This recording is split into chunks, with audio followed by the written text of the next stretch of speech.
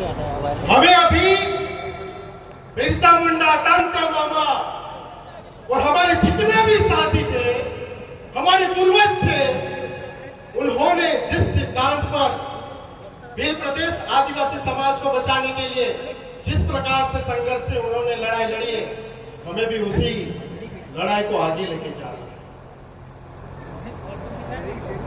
भारतीय संविधान के अंदर 5वीं अनुसूची के तहत हमारा गुजरात, राजस्थान, महाराष्ट्र, मध्य प्रदेश, दादरा नगर हवेली, ये सभी क्षेत्र जो है संविधान की 5वीं अनुसूची के तहत आते हैं। हमें एक राज्य में नहीं रखा गया क्योंकि ये लोग जानते थे ये जो पूंजीपतिवाद जो है ये सभी राज्यों का, क्योंकि सारा खनिज राज्यों को चलाने के लिए हमारे पास पड़ा हुआ है, आदिवासी क्षेत्रों के पास पड़ा हुआ है, और इसी खनिज के लिए आज आदिवासियों को मारा जा रहा है। आदिवासी है तो बोला नक्सलवादी। जहां जहां सबसे ज्यादा खनिज है, चाहे झारखंड ले लो, चाहे छत्तीसगढ़ ले लो, इस देश का होम मिनिस्टर कहता है कि मैं इस पूरे देश में से जहां जहां कहीं भी नक्सलवाद है मैं पूरा खत्म कर दूंगा। और दूसरी तरफ सभी पूंजीवादियों को कहता है कि छत्तीसगढ़ में बहुत सारी जमीन है, आप लोग वहां आइए, हम सबको वहां पर खत्म। नक्सलवाद के नाम पर चाहे कितने आदिवासियों को, निर्दोष आदिवासियों को भी मारा।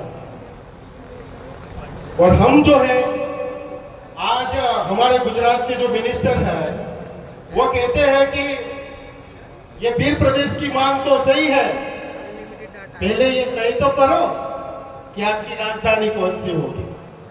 क्योंकि गुजरात वाले जो भील प्रदेश की मूवमेंट चलाते हैं उनको चाहिए अलग से, राजस्थान वालों को चाहिए अलग से।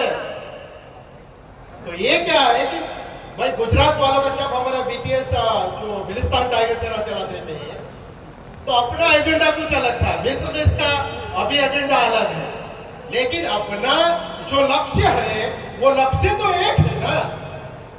हमें उसमें जाने के लिए आज सभी के पास सभी अलग अलग संगठन बने हुए हैं, अलग अलग पार्टियों में है, लेकिन आज कौन सी पार्टी जो है वो हमारे अलग भील प्रदेश के लिए वो आवाज उठाती है।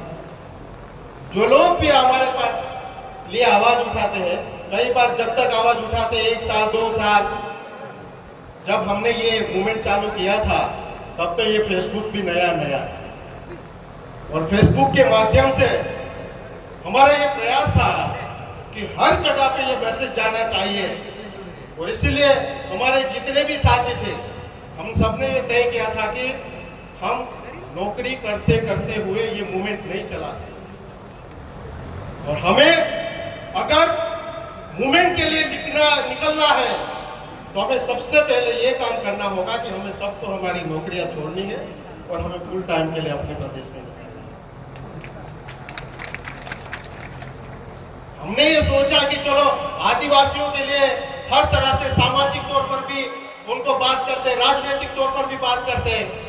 कई बार गलतियां भी हुई, लेकिन उन गलतियों से सीख लेकर आने वाले अपने भील प्रदेश के अंदर जितने भी सामाजिक संगठन, राजनीतिक संगठन वो गलतियां फिर से ना दोहराए, इसलिए हम सबसे साथ में ये हमारा मशवरा हम शेयर करते रहते, जो भी हमारा अनुभव रहा।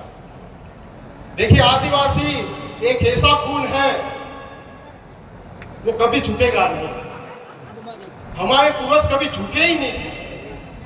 और आज हम जब भी वोट देने की बारी आती है, अभी हमारे भाई कहते थे कि उसको पता ही नहीं चलता है कि वोट कहां डालना है।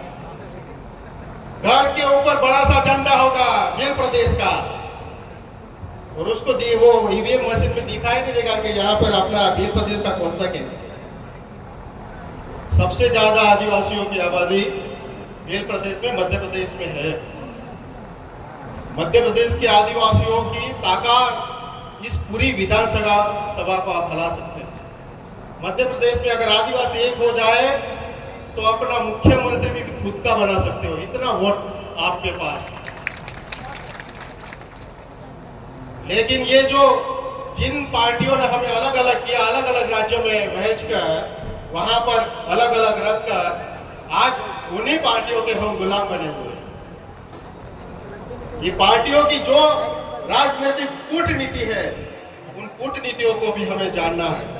हमारे जितने भी मूवमेंट से होकर फिर बड़े बड़े लीडर बनते हैं, हमारा समाज उनको लीडर मान देता है, मंच पर आते हैं, बड़ी बड़ी बातें करते हैं, तो हमारा समाज को लगता है नहीं भाई, ये अपने समाज को बहुत आगे लेके जाएगा।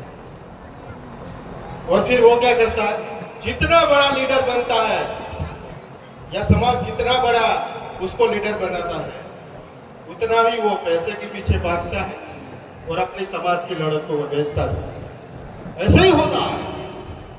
अगर ऐसा ना हुआ होता तो बिरसा मुंडा 25 साल के अंदर नहीं बना। तो आप सभी का जोहार, अभिनंदन। और प्रथम ये भील प्रदेश की जो मूवमेंट है, उस मूवमेंट के अंदर इस देश के और जितने भी हमारे भील प्रदेश के जितने भी साथी, जितना भी हमारा प्रदेश में, उन सभी जगह पर हम सभी संगठन एक विचारधारा के अंदर, एक एजेंडे के तहत हमें आना होगा, तभी हम अपना भील प्रदेश बना पाएंगे। जोहार, जिंदाबाद, धन्यवाद।